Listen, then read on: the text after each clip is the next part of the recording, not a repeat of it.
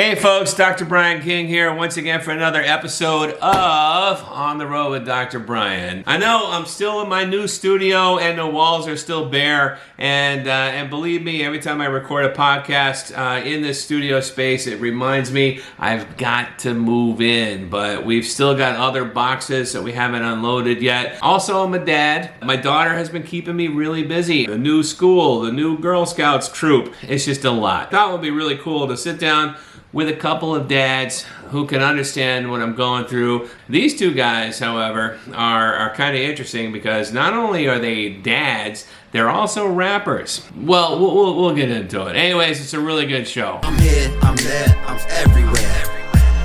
Blues, women, and blues. I'm here, I'm there, I'm First of all, Bert, how are you, buddy? I'm excellent. I'm having a great day. Thank you for asking, Brian. And I thought you would be the perfect co-host to help me interview today's guest, who goes by the name DadRap. How are you, DadRap? What is up, Dr. Brian? So good to meet you. And Bert Badger, I looked at some of your stuff. Man, we got a collab. That's the first thing I'm going to say right off the bat, but happy to be here and, having a good day and looking forward to learn more about you two and what you guys do awesome. Pump the brakes, buddy. I'm ready. Let's get busy. It's too many dad rappers in one episode. No, hey, so DadRap, man, says you're the new one here. Tell us a little bit about yourself. All right. Well, I've been rapping since 1991 when I performed in my 6th grade band concert. I did a rap at the end of it, the Big Band Blues, and it was about going to school in your locker and being late for class. And that was as real it was for me back then. That's what I was rapping about. And I'm rapping about what I'm doing right now. Fast forward 33 years, tried a few times at it, released a few albums. And now I'm back at it talking about what's real to me right now is being a dad and the ups and downs of that lifestyle, but doing it to that old school 1990s golden era hip hop sound, trying to recapture that I grew up in the 90s. A lot of guys and women and men that have grown up to be moms and dads now love that old school rap. So I'm bringing today's modern subject matter to match that sound that we all love growing up. Funky fresh. Your influences then are sort of that 90s era old school hip hop. Can you name some artists? So everything starts for me with LL Cool J. I heard LL Cool J in 1987. Bigger and Deffer was the album. I got it right here. Bad. Yes. On cassette. This is it. Yeah, 1987 at a Pathmark in Carmel, New York is where it all started for me. When I bought that with my big brother and we came back and put it in the boombox and I heard that first song, I'm Bad. It just was like, wow, this is what I want to do. And I've always strived to get to that point. And that is really the beginning. LL Cool J just recently said it. Yeah, I was going to say. Go down as the most important rapper. Yeah. And I can't discredit that because he did it for me. I know Eminem says the same thing. So I have a very similar story to Eminem. But I'm a suburbanite and I grew up just north of New York City. I rapped in college. I rapped in the late 2008, 2007. And, just had a bunch of albums, a bunch of concerts. It's fun. And how old are you? I'm, what's the date? Well, in 10 days, I'm going to be 46. And I'm not afraid to say it. You look great. You look great. I'm not afraid to say it, and that's another thing about following your dreams at a older age is I take a lot of inspiration from a guy named Jelly Roll. Yes. 39 years old. Yeah. 40 now, and at 39 last year at this time he won the best new artist at the country. Nice. Just don't get any tattoos in your face, man. No. That's what I'm saying. Well, I got a full-time job, so I can't have that. Yeah, but you get famous. There's no more full-time job. You know what I mean? That era, man. That was a good era. That was a good time. What was it about rap music back then? Maybe it's just that's what we listened to when we were young. I don't know, but there seems like that was a better era of hip hop than what we're currently seeing. Definitely, it's pretty bad right now, and it's all mumbly, and everyone sounds exactly the same. And I mean, the beats are tight though. That's the cool thing, is like the beats right now are sick. It's just who's on these tracks is pretty whack, and it's no good. Also, my first hip hop album was Licensed to Ill Beastie Boys. Nice. Got that over here. Got that over here somewhere. I should mention for the folks at home that maybe missed the Bert Badger episode, but Bert, you're also a rapper who raps about being a dad. You rap about fatherhood, and you have this sort of comedic style to you. Dad rap. The thing I really like about you is that your lyrics are not just like, "Hey, I'm a father, and I do this or that or whatever," but they're funny. And so you both have a good sense of humor in there as well. Have you ever heard of a hip hop rapper named Spose, Spose? No. You and him have a very similar style, and I really like it. That's what I'm saying. He has a song called "I'm Awesome," but you should check it out. It's pretty sick. I liked what I listened to of yours. It's hard to pick a topic that hasn't been beaten down to death, and it's hard to pick out something that someone hasn't already done, and it's and put in a special spin on it if they have. And I've never heard anyone rap about the car aisle at the toy store, and that was pretty sick, dude. I like that a lot. That's it, and I want to bring it to where I am, and it's getting to that car aisle with your kid and bribing them, and they've been good all day, and you reward them by going there, and you talk it up all day. So when you get there, it's just so amazing. I just wanted to try to bring that feeling to the song, and it's gotten a great response. So I'm excited. It's the first song I've ever released to streaming, and it's been a lifelong dream just to do that. So to get to that point is a good feeling. And now I just am able to touch more people with it, and that's really it. I mean, I've talked about this in a couple other podcasts, that as a work from home dad, I don't know if you guys both work from home or not. Do you? Well, define work. Yeah.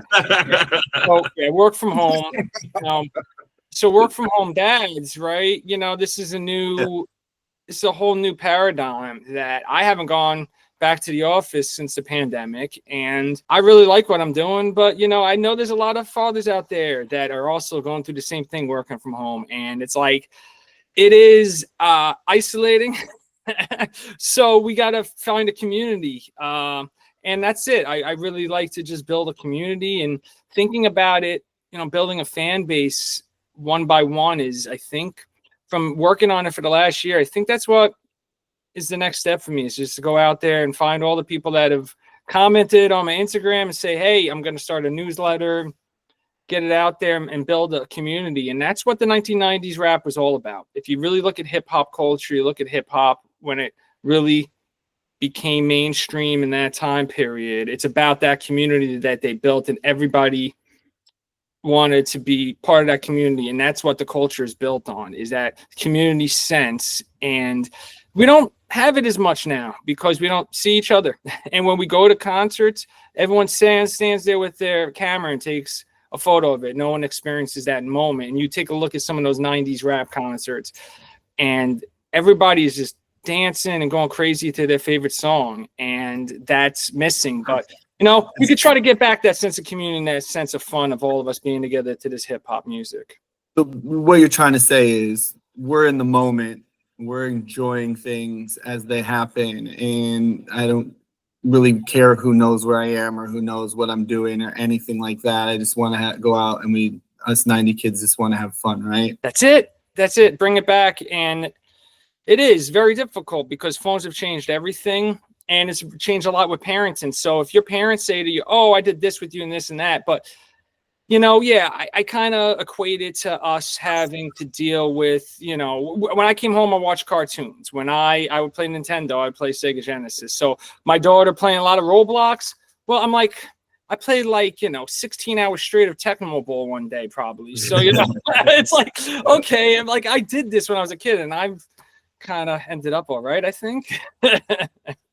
That song actually really struck a chord with me, the Hot Wheels aisle song, because that's where Lincoln, my son, and I, he's 8 now, but that's where we would go when we went to the store, and we would pick out a new Marvel Hot Wheels car every time we were there, and that's how he got to know his Marvel characters. And so we would set them all up, and I would point at each and every one of them, and he would say Thor, Spider-Man, Captain America, Superman, or whatever. And is like, not deep as that song is, it's still like really hit for sure, and I really appreciated it, because I started collecting Batmobiles too because of that. So I have like a whole crap load of Batmobile Hot Wheels at my house now, because we used to go into the car aisle and do that. That just means so much, and that's exactly what I was hoping people would get out of it that have experienced that. So I'm really happy to hear that, Bert. It makes me feel like it's purposeful, and the work, that's it. When you know how it is as an artist, Bert, it's like when you make art, you make it for yourself, and you can't make it for the audience. You got to make it for yourself. You have to say to yourself, this was the best I could do with this art, and I'm going to share it with the world, and whatever how they interpret it is out of your control. You could just do the best you can. So to hear that, as obviously when you make a song, you want it to relate to people, and to hear that, that's that makes me feel really like that's awesome to hear. And yeah, I just want to keep on putting out music, and I think this year, collaborating with people like Bert, I have this production crew, the Old Heads, that have reached out to me. What a perfect name, Old Heads is the name. Yeah. Production group that reached Not out quite to me. dead. Not quite dead. So they're gonna work with me. I got a bunch of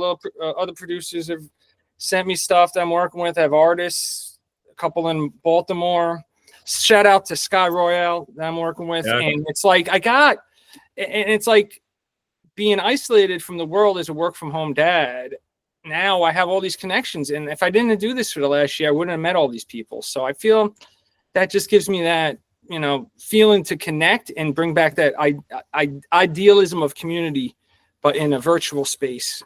But we get to see each other eventually, hopefully. It's nice that something positive came out of all that lockdown and pandemic changes and so forth, and even doing a podcast like this. I don't think I wouldn't have even imagined this as a potential platform to actually record a podcast, or like here we are.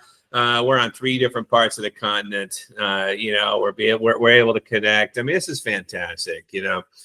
But I gotta say, yeah, I liked your song "Car Aisle" as well. I gotta say though, as a father of a girl, I kept thinking for me, it's like the Barbie aisle. It's the doll aisle. Yeah, I should say I have an 8-year-old daughter and a 4-year-old son.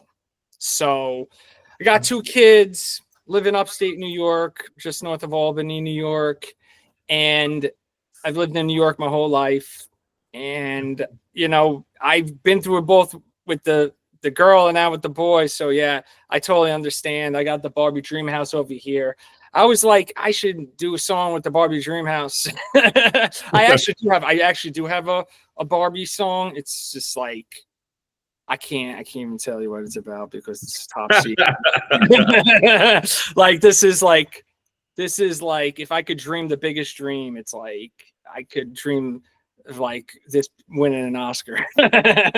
Like I just like that's you have those dreams, and I've always like strive for the highest accolades, but I think I'm gonna stop all that, and it's driven me to do things that I just want to I've actually started studying Taoism, and the universe will basically it's going to happen if it's meant to happen. So I just forcing things and is just not where I want to be. I just want to have fun making music and, collaborating with people and connecting. If I make those connections, then I know that, this was all worth it.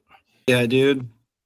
I feel like what you put in is what you get out of it. And I've had several people reach out to me and say that they really like the new album and that they listened to it all the way through, which is paralyzing to think about. It's 24 songs. It is a long album. I listened to it on a road trip through Indiana. My music has like a happy medium like yours does for like parents to tolerate it and kids to enjoy it. That's it. Yeah. It's a fine line. It's very difficult to define it. It's letting everyone know. One of the main messages that people should know about my music is it's 100% clean. I'll never curse on a verse or a hook. And I want that, you feel comfortable to play it for your kids and they can laugh along with it. And they could get a sense of that 90s rap, because it's tough to find clean 90s rap that, there'd be no curses. There's edited versions, that you could. You were rapping for a long time before you became dad rap. Were you always clean? No, it's like I've done enough cursing in my career already that it's out of my system and I don't need to do that anymore. I think it's actually more difficult to write rhymes and pull them off and make them funny without cursing. Cursing, it's like the Jerry Seinfeld thing, right? Like he never had a curse and he is very relatable with all of his comedy. You love him or hate him, but he's probably the most successful comedian of our time. So if you look at net worth as that rate of success, but and he didn't have to curse. So I think that it takes another level of intellect to not curse when you write these rhymes. Both me and Bert are also stand-up comedians as well, and the same is true for performing comedy. It's like you can get a laugh with real lowbrow humor or throwing out words here and there, but it's the comedians that can work clean and can really come up with material that everybody is going to enjoy in any context. Those are the ones that not only are they more successful, but I do believe that because they put this limitation on themselves, it forces them to come up with more creative subject matter. And so, and maybe that's true of dad rapping. I believe so. I really think that does make you think a little bit more about it and be creative, and that's really cool. You're both the stand-up comedians. I've never tried it. It's like I think one time I thought I was going to be a stand-up comedian, but that was like I don't know. I thought one time I thought I could do it. Bert can probably tell you better than me, but it's not too difficult to go from comedic rapper to stand-up comic. Just throw some jokes in between your couple of songs and you've got a set. Am I right, Bert? Yeah, that's what I did the other night. I did Bert Badger at the Brian Talmo's show, at the Maui Sugar Mill Saloon. He let me be the musical act for the night, and I did like 5 or 6 songs and told jokes in between and messed with the audience and threw stuff at my fanny pack at grown men in the crowd at a bar. I have something similar I was thinking about doing. I have a skip hop backpack. I got it somewhere behind me here, but yeah, like I bring that skip hop backpack everywhere with my son, and it's always all his snacks in there, And so, I was thinking like I'd bring these snacks out and throw them out at the crowd. So very, very similar antics that we pull off, because that's what I used to do when I was a college rapper, and would do all types of fun stuff with the crowd like that for sure. My friend Zach and I used to have a hip hop comedy group called Death Ray Astray. And I don't know if we did it at Brian's show, but we had a grilled cheese song, and sometimes we would cook up like 30 grilled cheese sandwiches and just throw them at the crowd. Yeah, you definitely did not do that at my show. Is it like, is it like buttery? Like there could be some kind of soft, those grilled cheese. Yeah, they weren't burnt. They wouldn't hurt if they hit you. I feel like if they were like bricks, yeah, that too. Yeah, I feel like if you're gonna build put together a bunch of grilled cheese sandwiches just to throw them out at the audience, I feel like you're not going to use quality ingredients. No, this is Velveeta white bread. I pulled a headband out of my magic fanny pack the other night and shot it across the room, and this dude wasn't paying attention and it smacked my face. And then he picked it up and I said, "Sorry, sir, that one isn't for you. Give it to the guy beside you." Yeah, I've gotten in trouble at shows too. I mean, it's been you got to watch it with the crowd. It matters what type of crowd you're in. So, do you perform a lot as Dad Rap? I've yet to perform. My last performance was in 2008 in Harrisburg. No, it was in New York City. I was at a conference in Harrisburg, Pennsylvania in 2008. And then my final show was in some kind of like basement in the city, like, village. Those are fun shows. So yeah, it was a basement show. But yeah, it was like, I kind of gave it up and I, regret quitting, and I've quit so many times that it's like, I might as well just continue to do it and put out music. It's so much easier now than it used to be. And, you just keep on putting out that good energy into the universe and just say that that's it and that's the success in it. And if you have any other expectations, then that's just just have low. I'm trying to have low expectations because it's like, there's a lot of people out there that are doing this, but I'm happy people are doing it because that's what this is all about, is actually motivating people to do what their passion really is. Because it's never too late and you just have to know that that's your passion and it completes you. And just because you have kids and a full-time job doesn't mean that you can't find time for yourself to do what you really want and get out of this life.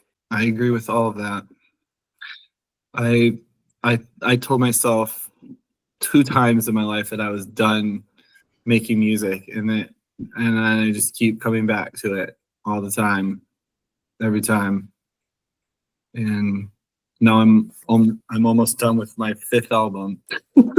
Yeah, I like the fact that you guys are making this stuff. It's proof that it doesn't matter what your circumstances or life experiences are. You can make some quality art out of it. It's like just going to the store or eating a peanut butter and honey sandwich or whatever it might be. I read the book by Rick Rubin, The Creative Act. I don't know if you've seen this. So Rick Rubin is obviously, you said your first album was Beastie Boys, License Sales. So Rick Rubin affected you greatly because all of that, LL Cool J, those ideas, the visuals that he came up with for those guys with Russell Simmons, how he wanted the Beastie Boys to dress.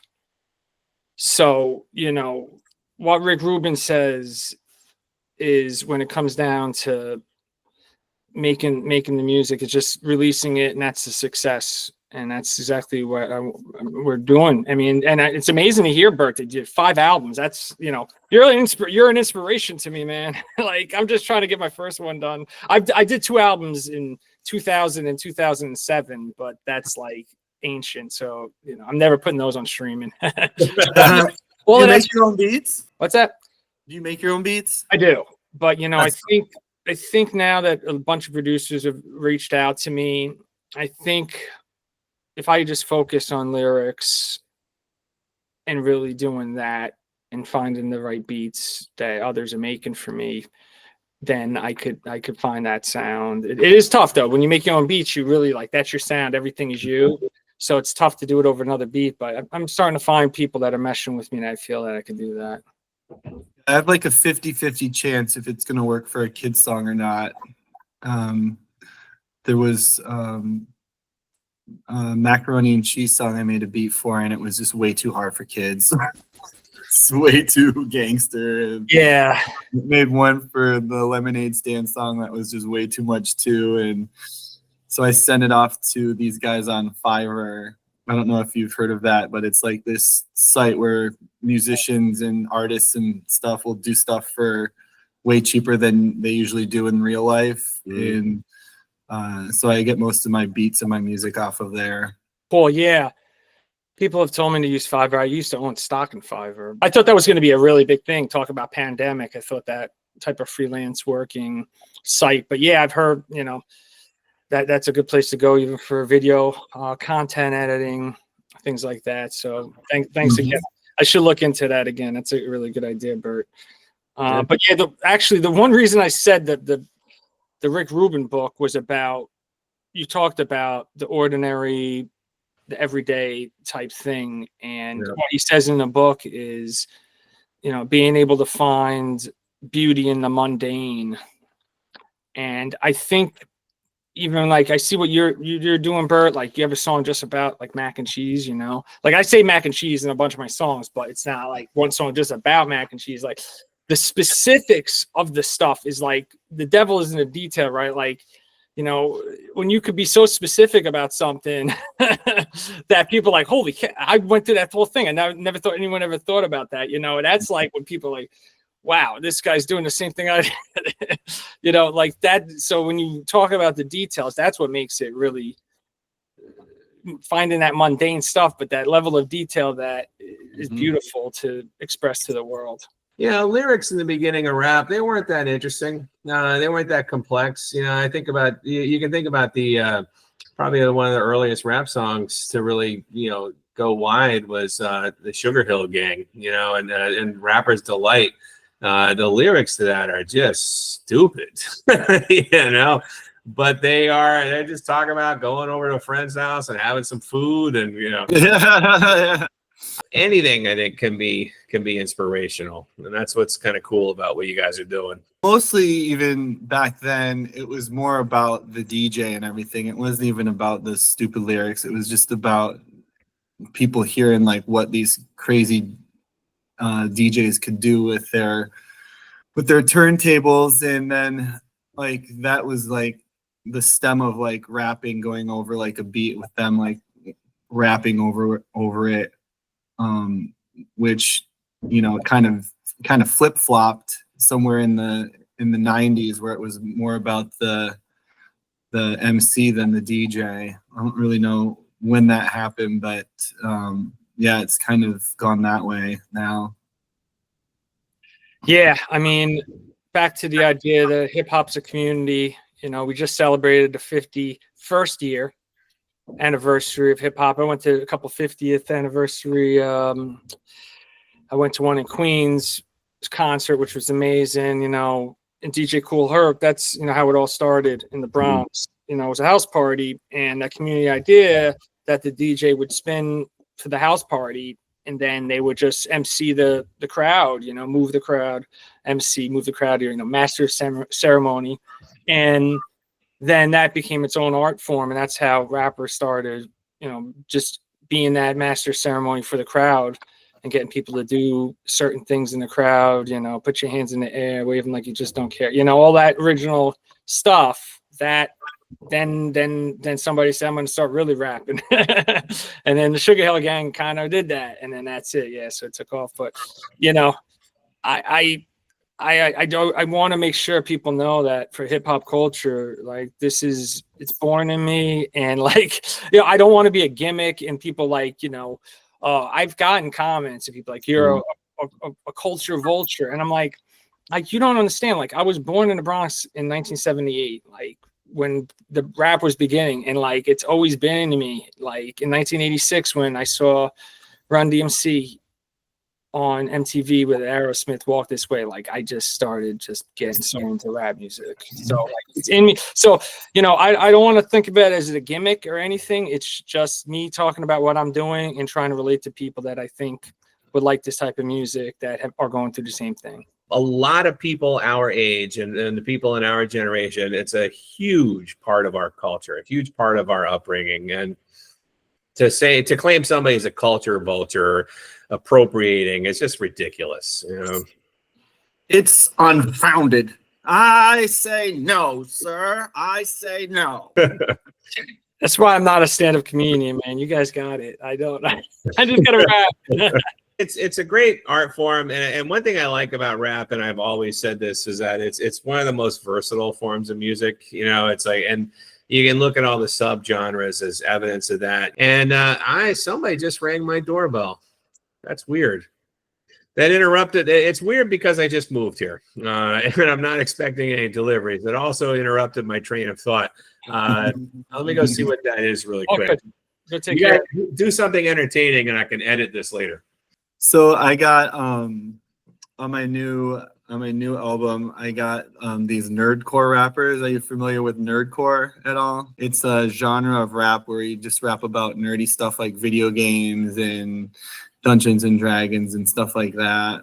Or you just incorporate little things like that into your rhymes and stuff.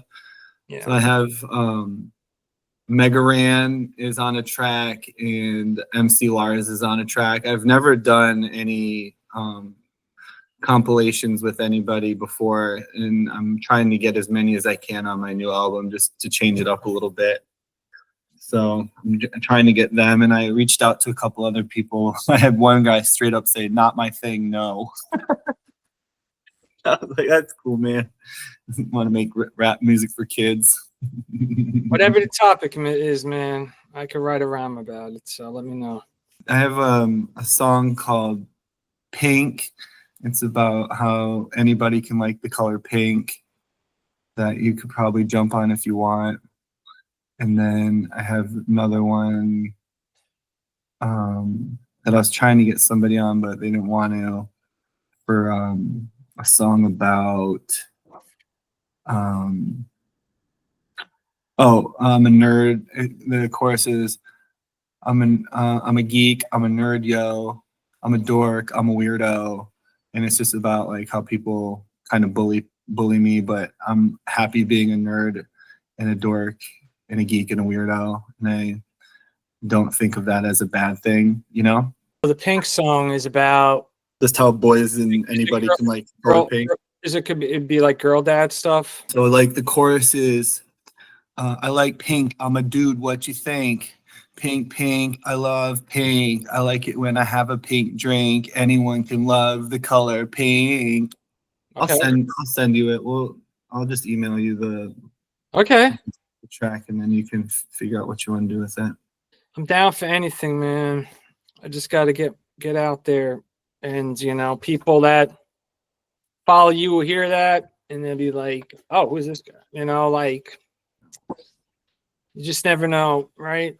It's just collaborating with people and making music it's supposed to be fun, and you get really caught up with all the content and all that, and it's like I'm just not even going to deal with it. Like the content is like the worst. Sorry, but what I've realized is the content really is the work, though, and if you really do want to have a promotional campaign for something, then you got to put time and effort into that, and you got to make the content for that, and it's a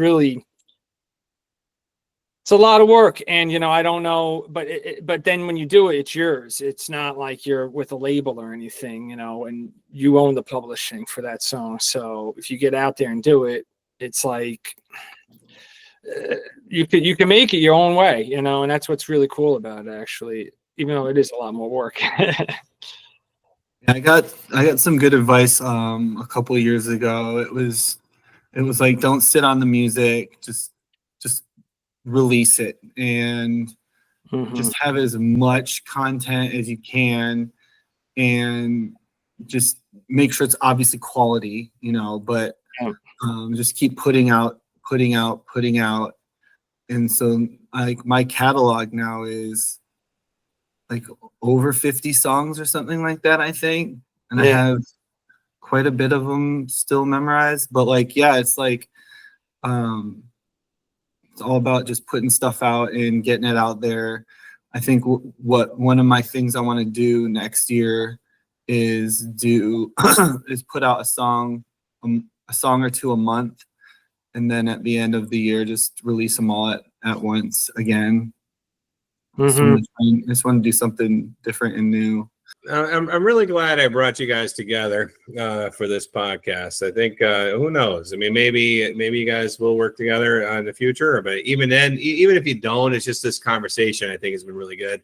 By the way, I don't know if I'm going to edit in me walking away, but that was just like the Terminex dude. He's like, do you we got a call that this contract expired. Are you the new homeowners? I'm like, yeah. He's like, oh, congratulations. And he's trying to sell me. I'm like, dude, I'm on a live call. Yeah, I mean, they do that stuff. That's funny, man. It's like that should be a song. They should do a song about that, like the Terminex guy. Like seriously, that happened to me too. Like so annoying, and the guy would not leave. And no, he's trying to sell me right there. And meanwhile, my cat is escaping, and I'm just like, I got these two guys over here talking to Nerdcore. I got to get back to this podcast. That's the level of detail that this has to be about. I mean, like, I think so. The door for the Terminex guy this guy saw like I had a bee's nest like in the tippity top of my like pitch of my roof. Like you could see it. Like there's no way I could reach it. I don't have a ladder big enough. I like knocked it most down. He's like, you got an active bee nest. I'm like, dude, that's been up there for like 8 years, bro. Like, don't start with me. Like, you don't know. Like, I've lived here. So don't let them try to fool you. Yeah, no, I don't know. It's not a bad service. I'm just saying the guy's trying to sell me. I'm like, I got a call that I got to return to right now. I don't know if I'll include any of this discussion, but with the details, with the focusing in on the details, it reminds me a lot of the way I write. I've written several books that have become bestsellers, and I think without doing it on purpose, I think there are some passages in my book where I become overly elaborate on details, here and there. And I feel like I have always felt it makes for a more enjoyable read, and maybe my audiences does too. I don't know. I mean, like I said, a couple of my books have become bestsellers, but it's just the way I see it. And some things I see them in a more detailed view, and then other things it's just more like a blur that it passes me by. And then maybe that's this thing with going down the car aisle, or maybe that's the thing for making mac and cheese. It's just it's in the details that you choose to observe, not the blurred reality that's passing you as you are enjoying that moment. That's why I think Nas's Illmatic is the greatest album of all time. I always thought A Tribe Called Quest, A Low End Theory was, but maybe from a musical standpoint, they both register the same. But what Illmatic does is the details. Nas brings you to Queensbridge, and he brings you to the Project Hallway, and like you feel like you are there with him when he raps, and that level of detail he talks about is what makes great rap, is that storytelling. It's always been about storytelling, and if you could tell good stories and bring people to where you are, then that's really the key to the whole genre. Absolutely, and that's what stand-up is too. It's like being as specific as you can be, and to say, I went to a restaurant the other night. People are like, okay, a restaurant in general, okay. Or if you say, I went to Applebee's the other night, now they know they're in for a treat because you're gonna rip the shit out of Applebee's. Right? So yeah, the devil's in the details. You can choose how much you get into it or how not, but it is in the details. And so I appreciate that, that discussion. Guys, we're pushing up against the end of the podcast. We have Dad Rap. How can people find you? I'm most active on Instagram at DadRapMusic is my handle. You could also get me on TikTok if it's around by the time this podcast comes out. And I'm on YouTube. You could just do at DadRapMusic in the search and you'll find me. And thank you so much, Brian. What about you, Bert? How can people find you? You can find me on Instagram at Bert Badger World. You can go on Bandcamp and type in Bert Badger and buy one of my albums. Or if you just want to stream it, you can go on Apple Music or wherever you listen to music, Spotify, wherever, and check out my new album. Book me.